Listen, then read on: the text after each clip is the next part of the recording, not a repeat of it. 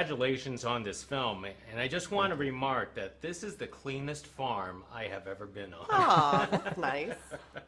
Thank you. Thank you. So I understand on that Todd was the inspiration for the farm, but was Todd the inspiration for the documentary too, or where did it come from? I think the inspiration for the documentary really came after around year 5, when we saw the return of all this nature that was, actually now participating in helping us solve problems. And it was just so inspiring because there was a lot of doubt in whether or not we would ever see that, and who would ever take the time to be able to explain how all these little seemingly insignificant things within a farm are actually connected together. And that was really, for me, the inspiration. What's actually much more fascinating because I understand a little bit of farming myself, but farming takes a lot of time. So how do you even manage to put in filmmaking into your schedule? Well, the great thing is there was a lot of interns that came to the farm that were also pretty handy with cameras. Some of them even had like film school background, and it was just sort of like a natural melding of the two worlds. When I started to see that they like to shoot, then we started saying, all right, well, maybe we should just capture some of this stuff just in case we ever do make a film about it one day. But there was never an admission by myself that I was ever going to do it until year 5. Really? So strangely enough, even if bad things go down, you just kept the film rolling this entire time? I think there was a level of honesty that I wanted to make sure that we were really clear about, because we ran off the cliff and did this because of the ideal, this idealistic life that we had envisioned and films that we had seen. And I didn't want to be part, as a storyteller, I didn't want to be part of like having people run off that cliff if it wasn't going to be real. At the same time, to show us in moments of failure required me talking to the team that was filming us at times and just say, look, if I say shut off the camera, don't listen to me. Because I knew at the end, if I was going to make something, I wanted to make sure that we also showed the reality of the struggle that was oftentimes very embarrassing to us. Talk to me about regenerative farming. I mean, this is a concept, even though I own land and farms since 2006 myself, I would have told you you're crazy. So how did this came about? Go ahead. Regenerative farming, really, it's about treating your farm as an ecosystem, and that is, for us, just is an inspirational way to go. It's an ideal you don't ever achieve. You just keep working further and further to it, and it involves sitting back and watching and understanding how things fit together, and not looking at problems as a force of negativity necessarily, and trying to see what their purpose is, and that can translate in how you manage and your team. It goes into every aspect of what you do. And I think the word sustainable a lot of times is misleading as the word all natural. And I think we're kind of shifting now in the way that we view the most ecologically sound farms. We're shifting to this idea of regeneration, that everything that we do is about regenerating the land as we're farming it, most importantly the soil. And without the soil, we have nothing. So this whole mindset of regeneration is holds us to a much higher ideal than the word sustainability, because that word has become very loose and vague in terms of what it really means. But with both of your backgrounds before, you as a filmmaker and you as a personal chef, how did you guys even learn the lessons of farming? This is not a thing that you could just pick up a book of farming for dummies. Well, actually, there's a ton of books, and there's a lot of other farmers that are out here doing versions of what we're doing that we were inspired by. So we read a lot, and fear is an incredible motivator when you've gotten yourself in the middle of a problem. And there's a lot of cool opportunities with certain farmers that if you call them and ask them questions, they're willing to try to help you solve things.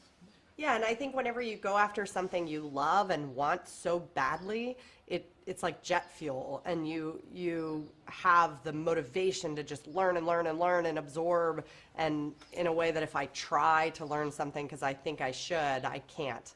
So I think we just wanted it. So as Alan, who's your mentor at the beginning of this farm, once he passed away from cancer, how did you still manage to progress forward? Yeah.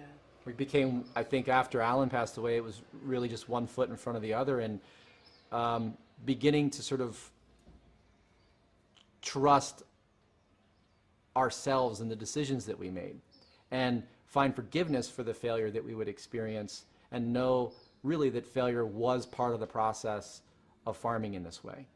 And you realize very quickly after a few years that no one really has all the answers, not even Alan, you know, not even the farmer down the road that's done it for 30, 40 years. There are these best guesses of a very complicated thing. And so there's something in that that gives you confidence to know that you're, you know, you're not undeserving of the title of farmer just because you fail a lot. It's about getting up and continuing to try every single day. What do you think was the greatest failure throughout this entire experience? That's a good question. Well, I'll tell you in 2 years how the olive fruit fly situation turns out, and that might be. Our geese. Yeah, our geese. Our geese and goose program. I think the hardest failure for us were the sheer number of chickens that we lost in the process of trying to work out the relationship with the coyote. That negotiation was probably the most challenging. I mean, we lost 350, 400 birds. It was hard, obviously, on that loss. It was hard on the team, and you know, it was almost indefensible at times. Now, for Alan, I know he mentored you guys quite a bit, but what was his background? Did he had his own farm at the time? Yeah, he spent most of his life as a vineyard consultant for biodynamics and organics. And before that, though, he did have stone fruit and berries, and was mentored under Alan Chadwick, who was mentored under Rudolf Steiner. So he had a long lineage of really good minds. And Steiner was the sort of the godfather of biodynamic farming. Mm-hmm. So with this farm here, what is your measure of success? Well, this is where the word sustainability starts to matter. And I think sustainability has three pillars, right? It's your emotional sustainability to sustain this way of life, your economic sustainability, and your environmental sustainability. And those three things have to really sort of come together, but it's very individualistic. I think for us, the measure of success is waking up every morning and still wanting to farm. That meant that we've created an environment that we really want to be in, while at the same time trying to make it financially sustainable and environmentally sustainable. Yeah, that's right. And it looks like to me this is already a success, but will you be continuing filmmaking, and will you be continuing cooking? Yeah. Good question. Yeah, I mean, cooking is interwoven into what we're doing here. You have a lot of product on the farm, and so we have a culinary team and that I work with to make things out of those products. We have 2 product lines coming out this year, an avocado oil and a bourbon lemon marmalade. So that will continue. And then I think, yeah, for me, I really enjoy my life as a farmer, but I am inspired to tell some more stories about the farm. It's just about, you know, how I find the time between family, 4-year-old farm, making it all work together. But I'm still really inspired to tell some more stories. And I understand there is another project, a book. Am I correct? And how can I get a copy of that? Oh, the book. Yeah, there's a children's book that I wrote based on one of the stories about Emma the pig. Yeah, and that comes out at the same time as the film, and we'd be happy to get you a copy of that. Awesome. And one last thing. When people do actually check out this documentary, what is the one most important lesson you hope that they would learn? I think that a biologically diverse ecosystem is full of endless possibilities for collaboration. And we should pay attention to that.